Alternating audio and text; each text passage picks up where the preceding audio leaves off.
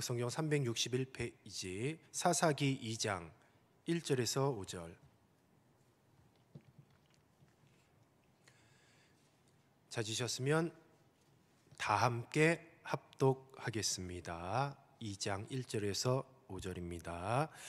여호와의 사자가 길갈에서부터 복임으로 올라와 말하되 내가 너희를 애굽에서 올라오게 하여 내가 너희의 조상들에게 맹세한 땅으로 들어가게 하였으며 또 내가 이르기를 내가 너희와 함께한 언약을 영원히 어기지 아니하리니 너희는 이 땅의 주민과 언약을 맺지 말며 그들의 제잔들을 하였거늘 너희가 내 목소리를 듣지 아니하였으니 어찌하여 그리하였느냐. 그러므로 내가 또 말하기를 내가 그들을 너희 앞에서 쫓아내지 아니하리니 그들이 너희 옆구리에 가시가 될 것이며 그들의 신들이 너희에게 올무가 되리라 하였노라. 여호와의 사자가 이스라엘 모든 자손에게 이 말씀을 이르매 백성이 소리를 높여 운지라. 그러므로 그곳을 이름하여 복임이라 하고 그들이 거기서 여호와께 제사를 드렸더라. 아멘. 길갈에서 복임으로라는 제목으로 말씀을 증거하도록 하겠습니다. 사사기 2장은 사사기 전체의 신학적 서론입니다. 이스라엘이 왜 끊임없이 타락과 징계를 반복하는지를 설명하는 핵심 본문이에요. 그래서 본격적인 사사기의 시작을 알리는 장이라고 볼 수가 있습니다. 1절부터 5절은 오늘 이 본문 말씀인데 바로 여호와의 사자가 이스라엘 백성에게 책망을 전하는 장면이고, 그리고 6절부터 23절은 여호수아 이후 세대의 타락과 하나님의 징계의 원리를 서술하고 있습니다. 1절 말씀에 보니 여호와의 사자가 길갈에서 복임으로 올라오다라고 그렇게 말씀하고 있어요. 여기서 여호와의 사자는 단순한 천사를 의미하는 것이 아니에요. 구약에서 이 여호와의 사자라고 한다면 천사 이상의 의미를 나타낼 때가 많이 있습니다. 보통 하나님의 임재와 동일시되는 그런 신적인 존재로 여호와의 사자를 묘사하는 경우가 굉장히 많이 있어요. 그래서 여호와의 사자가 결국은 이야기를 했다는 것은 하나님께서 말씀하셨다는 것과 동일시되고 있습니다. 이 사자가 길갈에서 복임으로 이동하였다라고 그렇게 말씀하고 있어요. 길갈은 여호수아 시대에 이스라엘이 요단강을 건넌 후에 하나님의 구원을 기념하여 진을 친 장소였습니다. 그리고 오늘 이 본문 말씀에 소개되는 복임은 이스라엘의 슬픔과 회개의 장소로 새롭게 명령된 곳입니다. 바로 오늘 말씀을 통하여서 이 복임이란 이름이 붙었습니다. 우선 이 길갈이라는 단어는 굴러가다, 제거하다라는 뜻을 가지고 있어요. 그래서 길갈은 수치를 굴려버린 곳이라는 그런 의미를 강조하고 있습니다. 여호수아 5장 9절에 이 말씀이 그대로 기록되어 있어요.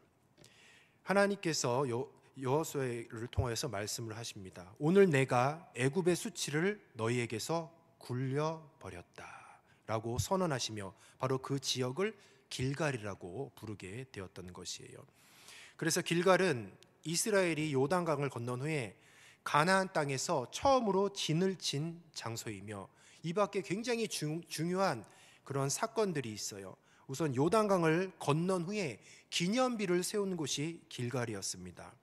이스라엘 백성이 요단강을 건넌 후에 하나님께서 요단강 바닥에서 돌 12개를 가져오라고 하셨어요. 그리고 길갈에 세우도록 명령하셨습니다. 이 기념비는 하나님께서 요단강을 가르시고 이스라엘을 인도하셨음을 기억하게 하는 표징이 되었어요. 그리고 길갈에서는 할례를 재개하였습니다. 출애굽 이후에 광야에서 태어난 이스라엘 남자들이 할례를 받지 않았어요. 그런데 길갈에서 여호수아가 모든 남자들에게 할례를 행합니다. 하나님께서 바로 그때에 오늘 내가 애굽의 수치를 너희에게 굴려버렸다라고 그렇게 말씀을 하셨어요. 길갈이라는 이름의 의미를 다시 한번 강조하셨습니다. 그리고 길갈에서 하나님의 백성들은 가나안 땅에 들어와 처음으로 유월절을 지켰어요.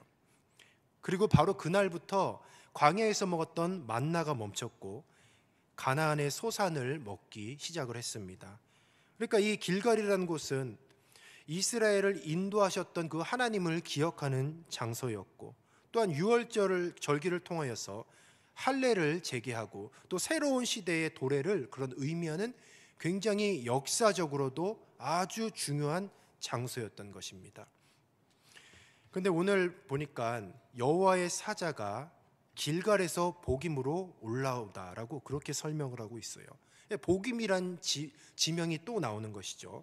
복임은 히브리어로 우는 자들이라는 뜻을 가지고 있습니다. 이곳의 명칭은 이스라엘 백성이 하나님의 책망을 듣고 울었기 때문에 바로 오늘 이 본문 말씀에서 붙여졌습니다. 복임은 성경에서 단 한 번 등장하고 하나님의 사자가 이스라엘의 불순종을 책망하는 장소로 그렇게 묘사되고 있어요. 여호와의 사자가 길갈에서 복임에 올라와라고 그렇게 1절에 말씀했죠. 바로 길갈은 언약과 순종의 장소였던 반면에 복임은 불순종과 책망의 장소였습니다. 그러니까 여호와의 사자가 길갈에서 복임으로 이동했다라는 것은 바로 이스라엘의 영적 상태가 지금 어떻게 변했는지를 상징적으로 보여주고 있는 것이죠. 복임이라는 장소로 여호와의 사자가 이동을 했습니다. 길갈이라는 그런 장소를 냅두고 굳이 왜 복임이라는 장소에서 여호와의 사자는 이스라엘 백성에게 그런 저주의 말을 했을까요? 바로 그들의 신앙 상태가 그렇다라는 거죠. 2장 1절 말씀 제가 다시 한번 읽어드리겠습니다. 여호와의 사자가 길갈에서부터 복임으로 올라와 말하되 내가 너희를 애굽에서 올라오게 하여 내가 너희의 조상들에게 맹세한 땅으로 들어가게 하였으며 또 내가 이르기를 내가 너희와 함께한 언약을 영원히 여기지 아니하리니라고 말씀하셨습니다. 이스라엘이 가나안 족속과 언약을 맺지 말고 그들의 제단을 헐어야 했지만 이 말씀을 준수하지 않고 책망받고 있어요. 그리고 그 결과 가나안 족속이 이스라엘을 괴롭히는 가시가 될 것이라고 경고를 받는 말씀이에요.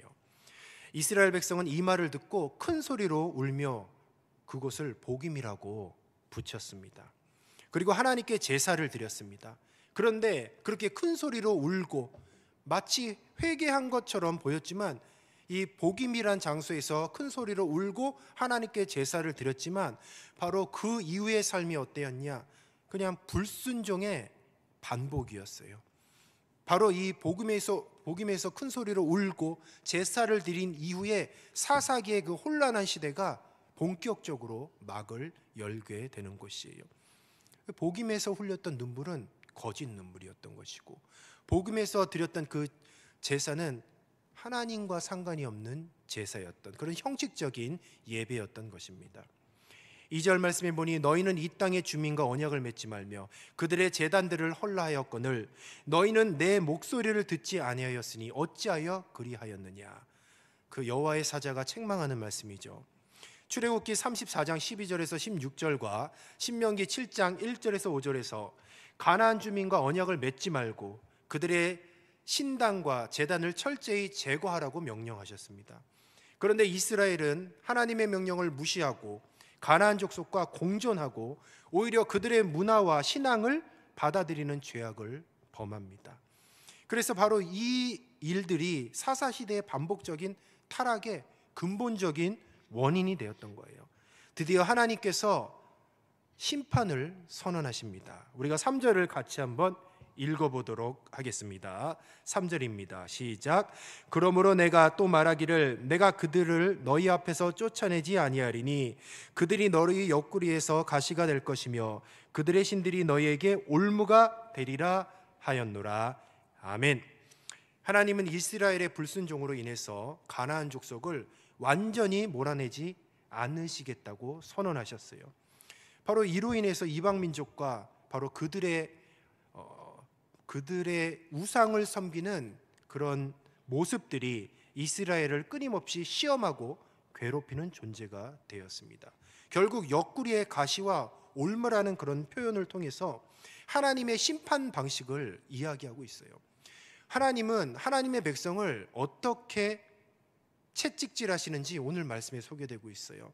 우리가 하나님께 불순종하며 하나님은 갑자기 하늘에서 벼락을 치셔서 우리를 진멸하지 않으십니다. 대신에 우리 옆구리에 가시와 올무를 두십니다. 그래서 인생을 괴롭게 해요. 그런데 그것이 하나님께서 회개하라는 사인이에요. 그런데 회개하지 않고 계속해서 세상 문화를 따라 살고 하나님을 업신여기고 예배를 패하고 불신앙으로 산다고 한다면 계속해서 그 옆구리의 가시와 올무가 계속 찌르는 것이죠. 그런데 그럼에도 불구하고 여전히 신앙의 길에서 돌아오지 않는다라고 한다면 결국 영적으로 도덕적으로 타락을 통해서 한순간의 심판이 아니라 점진적인 파멸의 형태로 나타나게 되는 것이에요. 우리가 한 달을 보면 잘 몰라요. 내가 신앙생활 잘하고 있나 못하고 있나. 그러나 5년, 10년을 돌아보면 내가 정말 잘못 신앙생활하고 있는지 잘못된 방향으로 가고 있는지를 알 수가 있는 것이에요. 왜냐하면 우리가 불신앙으로 가면 하나님은 우리를 사랑하시기 때문에 반드시 인생의 가시로 또 올무를 통하여서 우리를 찌르고 우리를 고통스럽게 하기 때문이에요. 그것이 우리를 단순히 고통스럽게 내버려 두는 것이 아니라 돌아오라는 것이죠. 다시 회개하라는 것이에요. 다시 신앙의 원래 궤도로 돌아오라는 것이죠. 그래서 하나님의 백성을 한순간에 심판하지 않으셔요. 점진적으로 조금씩 옆구리의 가시와 올무로 점진적으로 깨닫게 해주시는 것이죠. 한순간에 망하지 않는 것은 바로 옆구리의 올무와 가시가 찌를 때마다 회개하라는 것이고 돌아오라는 것입니다. 그런데 듣지 않고 서서히 망하고 있어요. 그것이 혹시 우리들의 신앙의 모습이 아닐지를 생각해 보십시오. 신앙의 연수가 차면 우리는 더 뜨거워야 되고 우리의 머리에 하나님의 말씀의 지식이 차고 넘치면 우리들의 삶도 달라져야 되는데 여전히 교회에서의 삶과 밖에서의 우리들의 일상생활은 너무 다르다는 것이에요. 그리고 불순종으로 살고 때로는 세상 사람들보다 더 악하게 살아요. 그때마다 하나님은 인생의 채찍으로 우리를 때리시죠. 그럼에도 불구하고 여전히 깨닫지 못한다는 거지. 그리고 10년, 1년 지나고 2년 지나고 5년 지나고 10년 지나고 어느덧 뒤돌아보니 신앙의 연수가 20년, 30년 굉장히 많이 지나게 되었던 것이죠. 한번 돌아보시기 바랍니다. 예수님을 내가 처음으로 만났던 그 첫사랑, 예수님을 처음으로 믿었던 그 뜨거웠던 열정, 그리고 지금의 모습을 돌아보십시오. 그리고 주님께서는 나의 인생 가운데에 인생의 채찍과 올무로 나를 혹시 때리시고 돌아오라고 회개하라고 그렇게 소리치지는 않았는지, 내가 여전히 주님의 그 말씀을 외면하고 여기까지 왔는지를 생각해 봐야 돼요. 아니 주님, 나는 10년 믿고 20년 믿고 봉사도 했는데 왜 나는 이렇게 점진적으로 나의 삶은 엉망이 됩니까? 왜 우리 가족은 이렇게 행복하지 않고 불행합니까? 왜 이렇게 내 삶은 나아지는 것 없이 왜 이렇게 꼬여만 가고 있습니까? 내 삶에 하나님의 복을 찾아볼 수가 없고 오히려 불신앙자들보다 더 불행한 그런 모습을 보게 된다는 것이죠.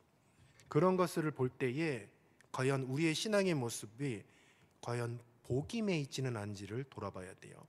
이스라엘 백성은 이 말씀을 듣고 크게 울며 하나님께 제사를 드렸어요. 하지만 일시적인 감정적 회개에 불과했고 실질적인 순종으로 삶에 이어지지 않았습니다.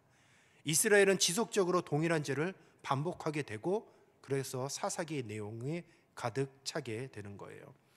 길갈과 복임은 단순한 지명이 아닙니다. 이스라엘 백성의 영적 상태를 반영하는 중요한 영적 상징이에요. 그래서 길갈 신앙이 있고 복임 신앙이 있어요.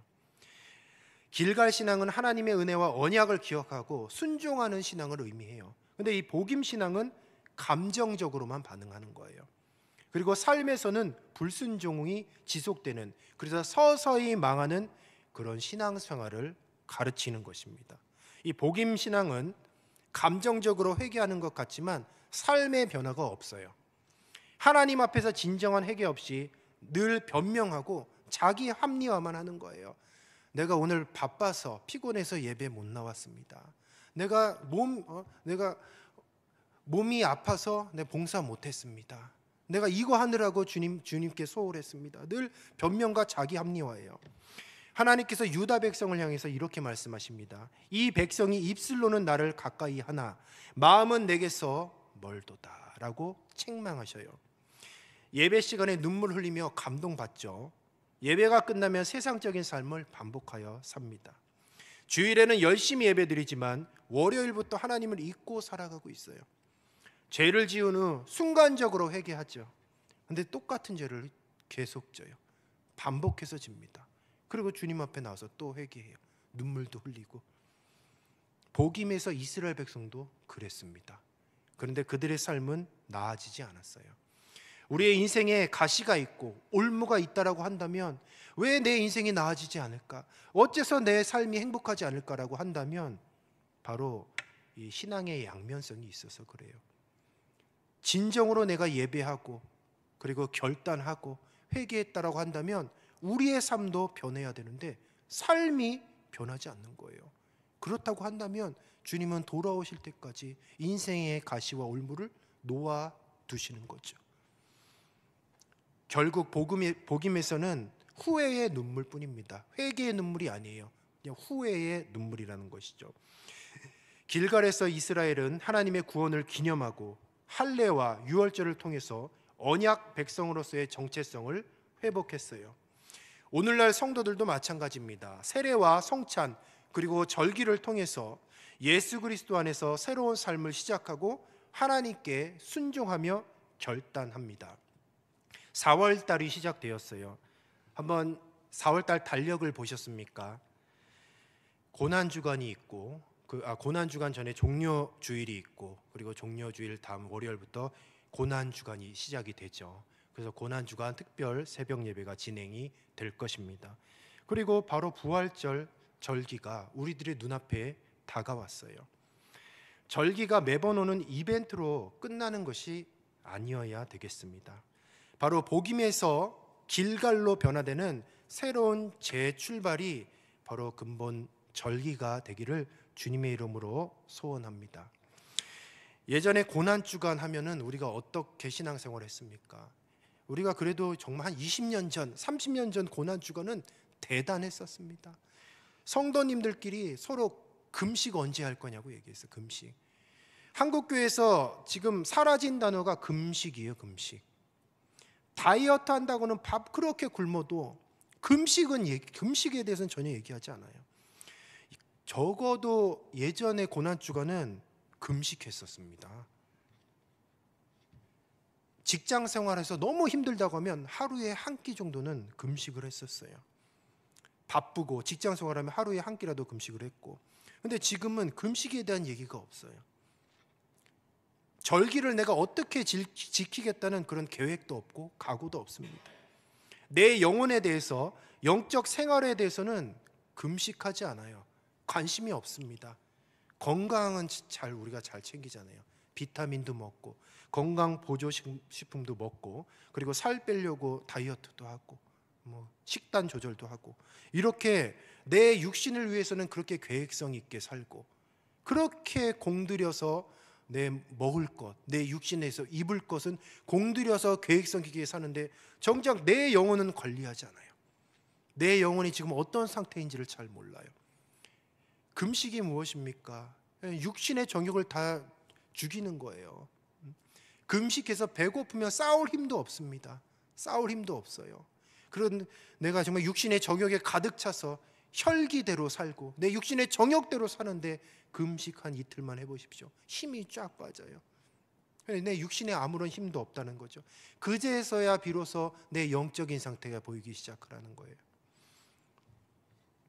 종려주일이 다가오고 있죠. 고난주간이 시작되고 또 부활절로 이어지는 기독교 최대의 절기가 4월달 우리들의 눈앞에 있어요. 근데 과연 우리가 어떠한 마음가짐으로 그 절기를 대하고 그 절기를 준비하고 있습니까? 아이고 또 이벤트성으로 아이고 또 부활절 행사 있겠네, 뭐 바쁘겠네, 딱 이러고 끝이에요. 회개하지도 않고 하나님과의 관계에 대해서 생각지도 않아요. 우리들의 삶은 정작 죄를 짓고 습관적으로 반복적으로 계속 죄 짓고 하나님과의 관계가 다 깨져버렸어요. 늘 성령님과 근심시키는 그런 삶을 살고 있어요. 그런데 주일 예배는 꼬박꼬박 나와요. 그리고 회개한다고 합니다. 그리고 삶 속으로 돌아와서 똑같은 삶을 반복하는 거죠. 우리들의 인생의 채찍과 올무는 계속해서 있는 것입니다. 회개하고 돌아오라, 회개하고 돌아오라, 주님께서는 계속 외치는 것이죠. 다시 믿음의 자리를 지키기를 우리 주님께서는 계속해서 호소하고 있는 것이에요. 복임에서 이스라엘은 울며 제사를 드렸지만 결국 불순종을 반복했어요.